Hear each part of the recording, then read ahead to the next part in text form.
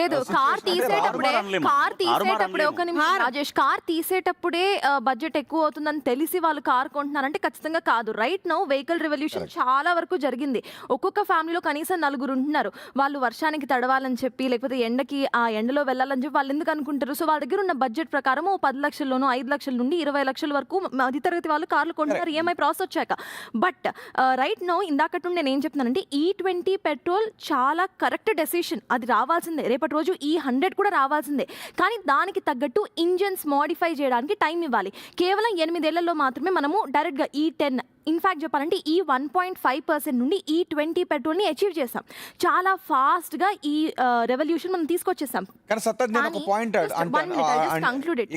Consumers గురించి ఒక్కటే మాట, ఇంజన్స్ లో మార్పులు తీసుకురావాలనేది ఆటోమొబైల్ కంపెనీలు. రోహిత్ ఒక్క నిమిషం, అదే ఈ 8 years గ్యాప్ లో ఇంజన్స్ లో మార్పులు తేవడం కష్టమే. బికాస్ మొన్నటి వరకు E10 కంపాటబుల్ వెహికల్స్ ని రిలీజ్ చేశారు. ఈ రోజు 1 year back E20 compatible vehicles ని రిలీజ్ చేశారు.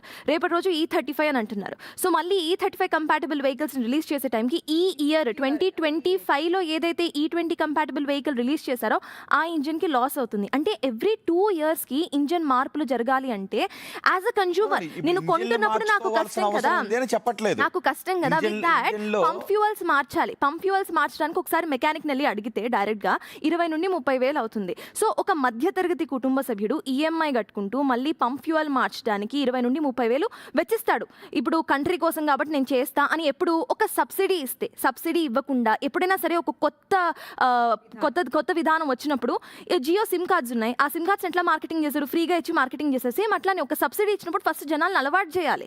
ఆ తర్వాత వాళ్ళు అలవాటు పడిన తర్వాత దాన్ని ముందుకు తీసుకెళ్ళాలి. ఇక్కడ అది జరగలేదు. అండ్ టైం కూడా చాలా తక్కువ టైంలో అయిపోయింది. బ్రెజిల్ లాంటి వాటిలో 50 ఏళ్ల తర్వాత అంటే ఇప్పుడు తయారవుతున్నటువంటి ఇంజన్ అంటే వెహికల్ ఇంజన్స్ ఈ రోజుకి ఏదైతే మార్కెట్లో పెట్రోల్ ఏ రకంగా ఇథనాల్కి సంబంధించినటువంటి మిక్సింగ్ ఉందో దానికి అనుగుణంగా మాత్రమే రెడీ అవుతున్నాయి. ఇప్పుడు ఒకసారి ఒక పాయింట్ ఫర్ ఎగ్జాంపుల్ ఎప్పుడో 2001లో ఒక వ్యక్తి కారు కొన్నాడు అనుకుందాం, లేదంటే బైక్ కొన్నాడు అనుకుందాం. సో మళ్ళీ కార్ అతనే మార్చుకోకపోవచ్చు. E20 పెట్రోల్ అందుబాటులో ఉంది. రోడ్డు మీద E20 పెట్రోల్ కొట్టించుకుంటున్న పాత వెహికల్స్ అన్ని ఆగిపోలేదు, అందరూ మార్చేసుకున్నారు. 2 నుంచి 6% మైలేజ్ తగ్గుతుందని అక్కడే చెప్పారు. ఇప్పుడు ఏదైతే ఇంజిన్లు పాడైపోతున్నాయడానికి సైంటిఫిక్ ఆధారం లేదు, అది కేవలం అపోహ. ఒక్క నిమిషం ఇప్పుడు E20 పెట్రోల్ తీసుకొచ్చారు అంటే E20 కంపాటబుల్ వెహికల్స్ కంటే ముందు E20 కంపాటబుల్ కాని వెహికల్స్ ఎక్కువ ఉన్నాయి. ఇప్పుడు అన్నిట్లోని E20 పెట్రోల్ కొడుతున్నారు. అవన్నీ రోడ్డు మీద ఆగిపోవట్లేదే. ఇప్పుడు నాలుగు పాయింట్ ఉంది. ఫర్ ఎగ్జాంపుల్ ఇప్పుడు 2025లో ఒక వెహికల్ తీసుకున్నారు ఎవరన్నా, సరే నేను మీరు ఎవరో తీసుకున్నారు. 2023 తర్వాత వచ్చే వెహికల్స్కి ప్రాబ్లం లేదంటున్నారు.